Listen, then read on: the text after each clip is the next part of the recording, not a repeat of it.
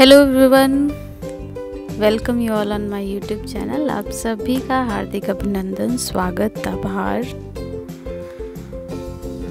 तो खूबसूरत अभिनेत्रियों की बात करते हुए काफ़ी समय हो गया, तो कुछ अभिनेताओं के बारे में भी बात कर ली जाए। तो पुराने ज़माने की मशहूर हस्ती प्राण अपने बुरे किरदारों को इतना डूब कर निभाते थे कि बरसों तक किसी माँ ने अपने बेटे का नाम प्राण रखना पसंद नहीं किया।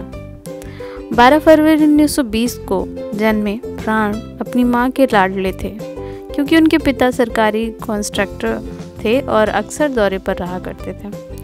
प्राण का मन कभी पढ़ाई में नहीं लगा, लेकिन उन्होंने ये ठान लिया था कि कुछ खास करना है। मैट्रिक के बाद उन्होंने पढ़ाई छोड़ दी और युवावस्था में प्राण ने अपने फोटोग्राफी के शौक के कारण दिल्ली और शिमला के स्टूडियो में नौकरी की और फिर लाहौर चले आए। 6ठी क्लास से ही उन्हें सिगरेट पीने का चस्का लग गया। सिगरेट उनका पहला प्यार था। सिगरेट का यह शौक ही उनका फिल्म लाइन में प्रवेश द्वार साबित हुआ। पान की दुकान पर सिगरेट लेने गए प्राण की मुलाकात पटकथा लेखक मोहम्मद वली से हुई और प्राण को देखते ही वली को लगा कि उन्हें अपनी लिखी कहानी का एक चरित्र मिल गया। वली के कहने पर ही प्राण ने पंजाबी फिल्म यमला जट से अपना करियर शुरू किया और मोहम्मद वली को ताउम्र प्राण ने अपना गुरु और पथ प्रदर्शक माना। यमला जट फिल्म में काम करने के बदले उन्हें 50 रुपये प्रतिमाह मिलते थे।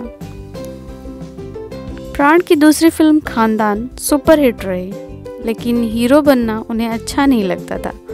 वे कहते थे कि बारिश में भीगकर गाने गाना या पेड़ों के इर्द गिर्द चक्कर लगाना उन्हें नहीं जमता। प्राण धीरे धीरे खलनायक के रूप में फिल्म इंडस्ट्री में छा गए और कई लोग उन्हें देखते ही बदमाश, लफंगे, गुंडे कहा करते थे।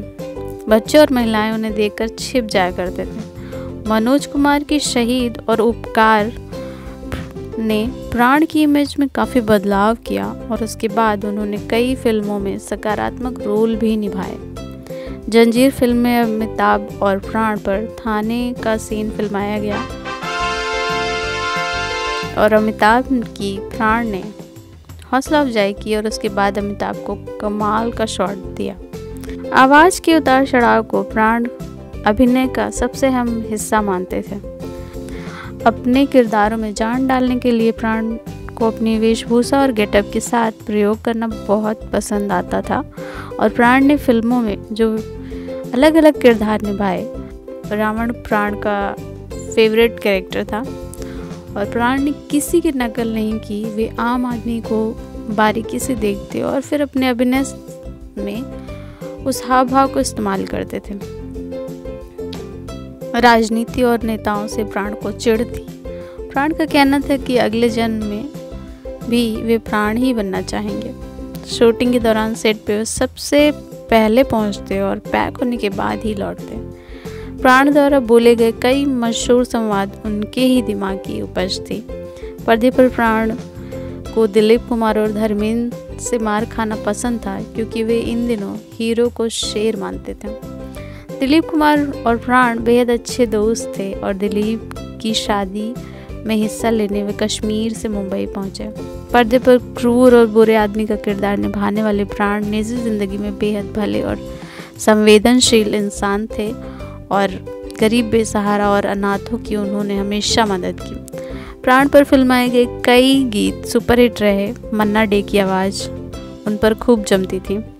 प्राण अपनी फिल्म कभी नहीं देखते थे और उनकी नज़र में ये समय की बर्बादी थी। प्राण का मानना है कि खलनायक के कारण नायक जाना जाता है, जैसे कंस से कृष्ण और रावण से राम। प्राण की नज़र में आजकल के खलनायक लाउड ओवर एक्टिंग और विलेन की तरह होते हैं। उन्हें हीरो जैसा होना चाहिए। परेश रावल प्राण को पसंद थे और दक्षिण के शिवाजी गणेशन उनके फेवरेट रहे। प्राण की नज़र में उनका सबसे कठिन रोल फिल्म परिचय 1972 में जितेंद्र जय बहादुरी के दादाजी की भूमिका रही। प्राण ने 350 से ज़्यादा फिल्मों में काम किया और ज़्यादातर फिल्मों में उनका नाम कलाकार की सूची में आखिर में बड़े अक्षरों में लिखा जाता था। कई हीरो के मुकाबले प्राण को फिल्म में काम करने के बदले में ज़्यादा पैसे मिलते थे। हिंदी सिनेमा में फैले प्राण के 6 दशक लंबे करियर के कारण उन्हें विलेन ऑफ मिलेनियम कहा जाता है। तो प्राण जी से जुड़े ये कुछ इंटरेस्टिंग फैक्ट्स थे। आई होप कि ये फैक्ट आप सभी को पसंद आए हों, और अगर पसंद आए हों तो मुझे कमेंट बॉक्स में ज़रूर बताएं, और इस तरह के कंटेंट को मैं आगे कंटिन्यू करना चाहूँगी।